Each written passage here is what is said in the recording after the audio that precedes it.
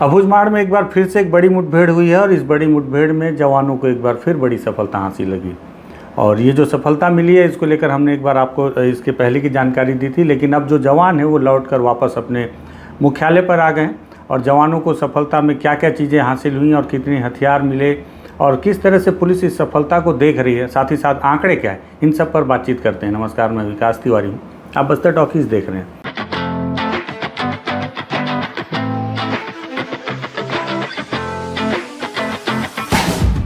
दरअसल अबूझमाड़ और महाराष्ट्र के सीमावर्ती इलाके में एक मुठभेड़ हुई और ये मुठभेड़ लगभग 124 घंटे चली।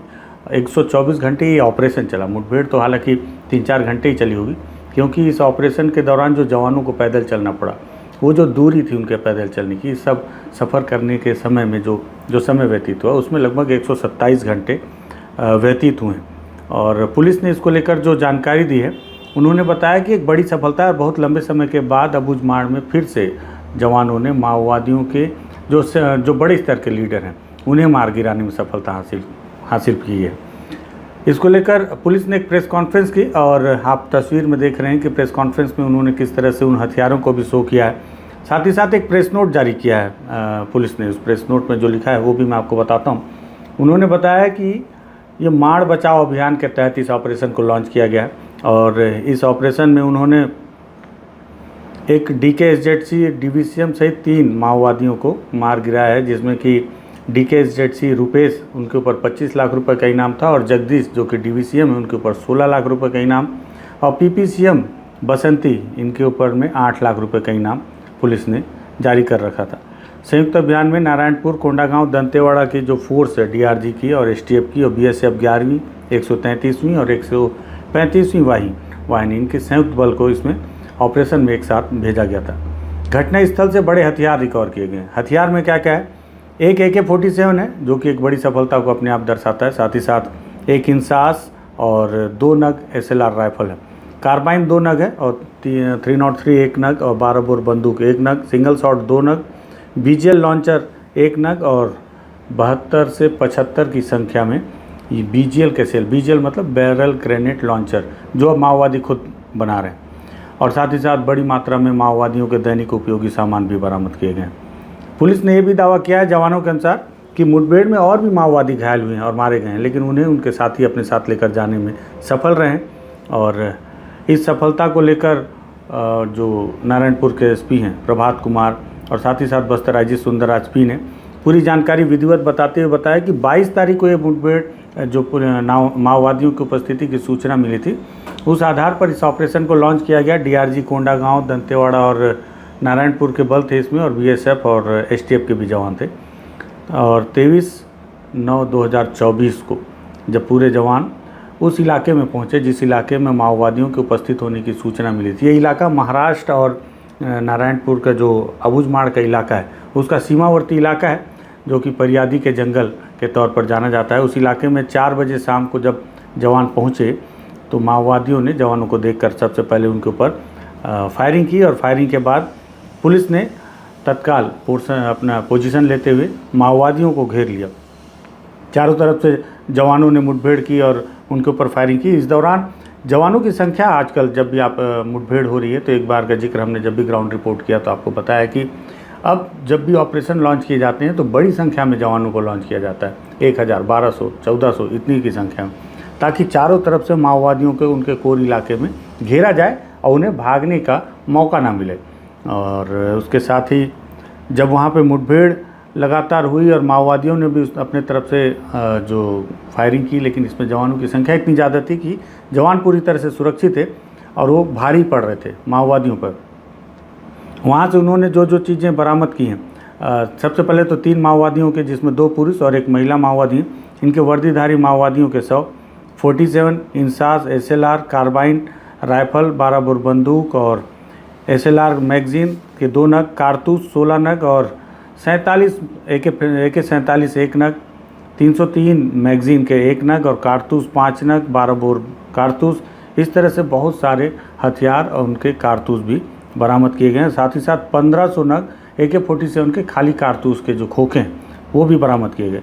बड़ी संख्या में ऑटोमेटिक हथियार की बरामदगी इस ऑपरेशन को ऐतिहासिक बताती है, ऐसा पुलिस के अधिकारियों का कहना है। उन्होंने बताया कि महाराष्ट्र और बस्तर के एक जो DKSZC हैं रूपेश उर्फ कोलू उर्फ सांभा गोसाई, जो कि कंपनी नंबर 10 के प्रभारी थे, इनके ऊपर 25 लाख रुपए का इनाम था। तस्वीर आप उनकी देख रहे हैं। साथ ही साथ DVCM जो हैं जगदीश उर्फ रमेश, इनके ऊपर लगभग 16 लाख रुपए का इनाम था और सरिता के ऊपर 8 लाख रुपए का इनाम था। इस तरह से इन माओवादियों को मार गिराने के बाद, इनके डेड बॉडी को रिकवर करने के बाद, अब पुलिस ने ये दावा किया है कि अब तक उन्होंने माओवादियों को और खासकर अबूझमाड़ में ही बड़ा नुकसान पहुंचाया। बस्तर आईजी सुंदरराज P ने बताया है कि अब तक जो है 157 माओवादियों को मारकर उनके शव बरामद किए गए हैं, 663 माओवादियों को गिरफ्तार किया जा चुका है और 556 माओवादियों ने आत्मसमर्पण किया है। आत्मसमर्पण इसलिए किया है क्योंकि लगातार माओवादियों को घेरा जा रहा है और लगातार उन्हें ये चेतावनी भी दी जा रही है कि अगर वो समर्पण कर देंगे तभी उनका जान सुरक्षित रहेगा। गढ़चिरौली कैडर के जो टॉप फॉरमैन्स हैं, जिसका कि लगभग अब सफाया किया जा चुका है, इसका दावा भी अब पुलिस कर रही है, जिसमें कि SZCM जोगन्ना जो कि कंपनी नंबर 10 के कमांडर थे और मल्लेश को मार गिराया जा चुका है। साथ ही साथ SZCM और कंपनी नंबर 10 के इंचार्ज को भी मार दिया गया है। इस वक्त इसे देखते हुए ये भी माना जा रहा है कि अब कंपनी नंबर 10 में कुछ गिने चुने ही माओवादी बचे हैं। कुल मिलाकर उन्हें पूरी तरह से समाप्त कर दिया गया है और जो थोड़े बहुत बचे हैं उन्हें भी अब पुलिस बार बार कह रही है कि वो भी सरेंडर कर दें। बस्तर आईजी सुंदरराज P ने यह भी बताया कि 2024 में माओवादी संगठन के शीर्ष नेतृत्व को जो सुरक्षा बलों ने जो क्षति पहुंचाई, जो नुकसान पहुंचाया है, उसमें 9 महीने में DKSZC जोगन्ना जो कि जिला पेदापल्ली तेलंगाना के रहने वाले थे, DKSZC रंधेर जो कि वारंगल जिला के रहने वाले थे और DKSZC रूपेश जो कि गढ़चिरौली महाराष्ट्र के रहने वाले थे। साथ ही साथ TSC मेंबर CRC 2 कमांडर सागर जिला भूपलपल्ली तेलंगाना राज्य के रहने वाले थे। DVCM शंकर राव वो भी तेलंगाना के रहने वाले थे। DVCM विनय ये भी तेलंगाना के थे। DVCM जगदीश जो कि मध्य प्रदेश के रहने वाले थे। बहुत इंटरेस्टिंग है कि मध्य प्रदेश बालाघाट के भी माओवादी सक्रिय थे और वो दंडकारण्य में ही सक्रिय हैं। साथ ही साथ ACM संगीता जो कि महाराष्ट्र की हैं, ACM लक्ष्मी जो उड़ीसा की हैं, ACM रंजीता जो कि वारंगल की हैं। इस तरह से 12 राज्य के सीनियर माओवादी लीडरों में से जो विशेष माओवादी थे, जो शीर्ष लीडर के हैं, उन्हें मार गिराने में जवानों ने सफलता हासिल की है और ये पूरे आंकड़े जो पुलिस ने जारी किए हैं। साथ ही साथ वो जो मारे गए माओवादी हैं उनके बारे में भी उन्होंने जानकारी दी है कि जो रुपेश हैं ये कंपनी नंबर 10 के इंचार्ज थे। जगदीश जो कि TDTM टीम कमांडर थे TD के और मार डिवीज़न में सक्रिय थे, मध्य प्रदेश के रहने वाले हैं। और जो सरिता हैं कंपनी नंबर 10 की हैं और ये कांकेर की परतापुर की रहने वाली हैं, कांकेर जिला की। इसके साथ ही साथ ये जो हथियार रिकवर किए गए हैं बड़ी मात्रा में, आप तस्वीरों में जो हथियार देख रहे हैं, BGL जो आप देख रहे हैं, साथ ही साथ जो ऑटोमेटिक वेपन है, आपको मैंने पहले बताया कि 80% हथियार आज भी माओवादियों के पास हैं जो लूटे हुए हैं। लेकिन अब उन लूटे हुए हथियारों को रिकवर करने का जो आंकड़ा है वो लगातार बढ़ता जा रहा है। अब तक जो 20% हथियार रिकवर किए गए थे उसमें सबसे ज़्यादा हथियार इसी वर्ष रिकवर किए गए हैं और उसी में और ज़्यादा इजाफा हो गया क्योंकि अब एक AK-47, 2 SLR और इंसास जैसे हथियार भी जो कि ऑटोमेटिक वेपन की श्रेणी में आते हैं उसे भी माओवादियों से वापस रिकवर कर लिया गया है।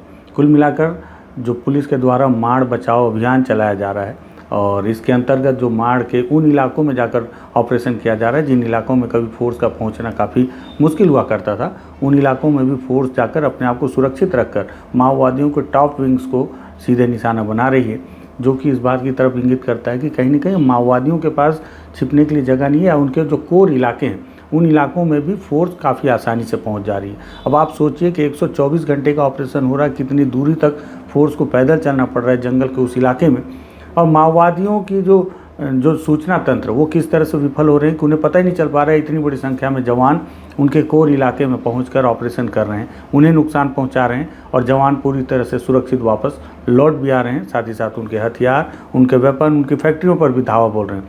ये भी बताया जा रहा है कि महाराष्ट्र और अबूझमाड़ के इस सीमावर्ती इलाके में जहाँ जिस इलाके में ऑपरेशन हुआ उस इलाके में हथियार बनाने की एक बड़ी फैक्ट्री भी थी, जो कि भरमार और 12 बोर बंदूक बनाने के लिए माओवादी उस फैक्ट्री का इस्तेमाल किया करते थे, उसे भी ध्वस्त किया गया है। ऐसे में अब माओवादियों के सामने सरकार का दावा है कि ज़्यादा दिन का रास्ता नहीं बचा है और मुझे लगता है इन्हीं सब ऑपरेशन को देखते हुए, या हो सकता है कि केंद्रीय गृह मंत्री अमित शाह के बयान के बाद से फोर्स के और ज़्यादा एक्टिव होने की वजह से 31 मार्च 2026 को माओवाद को बस्तर और साथ ही साथ दंडकारण्य और पूरे देश से समाप्त करने का दावा केंद्रीय गृह मंत्री अमित शाह ने किया है। वहीं दूसरी ओर एक जानकारी ये भी है कि अबूझमाड़, जो कि माड़ बचाओ के नाम पर नारायणपुर पुलिस के द्वारा एक अभियान चलाया जा रहा है, इसी अबूझमाड़ में अब मिलिट्री का मैनुअल रेंज भी बनेगा, जिसमें कि लगभग 54,000 हेक्टेयर ज़मीन ले ली जाएगी और लगभग 12 आश्रित ग्रामों को वहाँ से खाली करवाया जाएगा। और ये भी माड़ बचाओ आंदोलन का ही एक हिस्सा हो सकता है, वहाँ पे आर्मी का एक रेंज बनाने के तहत। उसके पीछे जो भी रणनीति हो, सरकार इस पर हालांकि अभी तक कोई बयान जारी नहीं कर रही है। अगर कोई जानकारी होगी तो उस पर भी बताएंगे। मुझे लगा कि एक बड़े ऑपरेशन के बाद पुलिस को एक बड़ी सफलता मिली है और बड़ी संख्या में हथियार और उनके द्वारा रिकवर किए गए जो वेपन हैं, कारतूस हैं, उनकी जो फैक्ट्री है, वो भी दर्शकों तक साझा करनी चाहिए। इसलिए इस वीडियो को तैयार किया गया है। वीडियो पसंद आए तो इसे शेयर कीजिएगा, बस्तर टॉकीज को सब्सक्राइब कीजिएगा। धन्यवाद। छत्तीसगढ़ एवं महाराष्ट्र का सीमावर्ती अबूझमाड़ क्षेत्र में प्रतिबंधित एवं गैर कानूनी सीपी माओवादी संगठन की उपस्थिति के आसूचना के आधार पर जिला नारायणपुर से डीआरजी टीम, इसमें कोंडागांव का, दंतेवाड़ा का और नारायणपुर का टीम शामिल थे। साथ साथ एसटीएफ और इस इलाका में तैनात बीएसएफ एवं आईटीबीपी बल द्वारा एक संयुक्त अभियान संचालित किए गए थे। अभियान के दौरान दिनांक 23 सितंबर को शाम को 4 बजे से लेकर लगातार अनेक बार माओवादियों और सुरक्षा बल के बीच में मुठभेड़ हुई। मुठभेड़ के पश्चात इलाका का सर्चिंग के दौरान 3 वर्दीधारी माओवादियों का डेड बॉडी रिकवर किए गए थे, जिसकी शिनाख्ती अभी डीकेएसएससी मेंबर रूपेश, डीवीसीएम जगदीश और पीपीसीएम सरिता के रूप में हुई थे। डीकेएसएससी मेंबर रूपेश मूलतः महाराष्ट्र का रहने वाला है और डीवीसीएम जगदीश बालाघाट मध्य प्रदेश का। और जिस इस मुठभेड़ के पश्चात आर्म्स एम्युनिशन में हमें एक AK-47, 2 SLR, 1 इंसास और काफ़ी बड़ी संख्या में कार्बाइन 303 एवं अन्य हथियार बरामद किए गए थे। अभी अभियान के पश्चात इलाकों को सर्च करते सुरक्षा बल द्वारा वापस मुख्यालय आया जा रहा है। और इस अभियान में जो हमारा सुरक्षा बल सदस्य द्वारा काफ़ी कठिन भौगोलिक परिस्थिति के बावजूद अबूझमाड़ क्षेत्र का काफ़ी एक घना जंगल इलाका है, जो विपरीत परिस्थिति को भी, चुनौती को भी देखते सामने करते हुए भी काफ़ी उत्कृष्ट स्तर का अभियान संचालित किया, जिसके परिणाम स्वरूप काफ़ी अच्छा रिकवरी भी हुआ। और वर्ष 2024 की यदि हम बात करेंगे, पूरा बस्तर संभाग के अंतर्गत प्रभावी रूप से अभियान संचालित करने के परिणाम स्वरूप कुल 157 माओवादियों का डेड बॉडी रिकवर किए गए थे।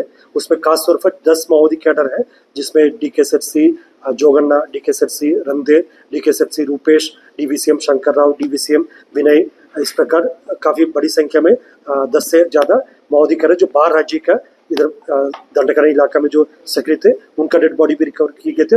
और अनेक मात्रा में जो ग्रेडेड वेपन्स है, AK-47, LMG, इंसास, SLR, इस प्रकार का ग्रेडेड वेपन भी लगभग 32 से अधिक वेपन इस अवधि में रिकवर किए गए थे। यदि हम अबूझमाड़ की बात करेंगे तो वर्ष 2024 में विभिन्न मुठभेड़ के पश्चात कुल 37 माओवादियों का डेड बॉडी रिकवर किए गए थे। ये भी सर्वाधिक, मतलब किसी एक ऑपरेशन सिस्टम में जिला में और पूरा संभाग में, राज्य में इस प्रकार काफ़ी प्रभावी रूप से अभियान संचालित किए गए थे। आने वाले समय में भी हमारा मकसद ये रहेगा क्षेत्र में सुरक्षा व्यवस्था स्थापित करने के लिए और जनता का मंशानुरूप विकास कार्य को गति देने के लिए हम और प्रभावी रूप से अभियान संचालित करेगा, ताकि इलाका में नक्सल गतिविधि को समाप्त करके एक नया पहचान दिलाने के लिए हम सफल होगा। सर, रूपेश के बारे में जानना चाहेंगे। नक्सल लीडर रूपेश काफी चर्चा में, कितना एरिया था उनका, कहाँ तक उनका कवर करते थे? जी सर, अबूझमाड़ की जो परादी बड़े बड़े मुठभेड़ में जो रिकवर किए गए थे, जो सीनियर माओवादी का डेड बॉडी जो जिसके शिनाख्ती डीकेएसएससी रूपेश के रूप में हो रहे थे, ये जो अबूझमाड़ और गढ़चिरौली के सीमावर्ती इलाके में सक्रिय जो कंपनी नंबर 10 का इंचार्ज है और कई मिलिट्री एक्टिविटी को वो संभालते थे। और जैसा पूर्व में भी, जैसा तब कंपनी नंबर 4 में थे, वर्ष 2009 में मदनवाड़ा मुठभेड़ में भी वो शामिल रहा। और इस प्रकार लगभग विगत 15-20 साल से जिस इलाके में काफ़ी सक्रिय रूप से अनेक घटना में शामिल रहा और उनकी इस मुठभेड़ में मारा जाना माओवादी के लिए काफ़ी एक बड़ी क्षति। उसके अलावा जो पूर्व में भी जितना भी सीनियर कैडर्स जो मारा गए थे जो वर्ष 2024 में, उनके कारण से माओवादी संगठन अभी बैकफुट में है और उनकी काफ़ी भारी नुकसान हुआ, वेपन के हिसाब से भी और कैडर की संख्या के हिसाब से भी काफ़ी नुकसान हुआ। और फिर भी हम माओवादी का ताकत को कम आंकलन नहीं कर रहे हैं। हम आगे आने वाले समय में और सावधानी पूर्वक सतर्कता के साथ अभियान संचालित करें ताकि आखिरी जो कैडर तक उनका न्यूट्रलाइज करना और उनका आत्मसमर्पण कराना या अपहरण करना हमारा एक मकसद रहेगा। इस मौके में हम ये भी अपील करना चाहते हैं, जो माओवादी कैडर के पास अभी ज़्यादा कोई विकल्प नहीं बचा है, यदि जान बचाना होगा उन्हें हथियार छोड़ के हिंसा त्याग करके शासन के समक्ष आत्मसमर्पण करे और उसके अलावा उनके पास कोई विकल्प नहीं बचा है। और इस अपील को हम पुनः दोहराना चाहते हैं।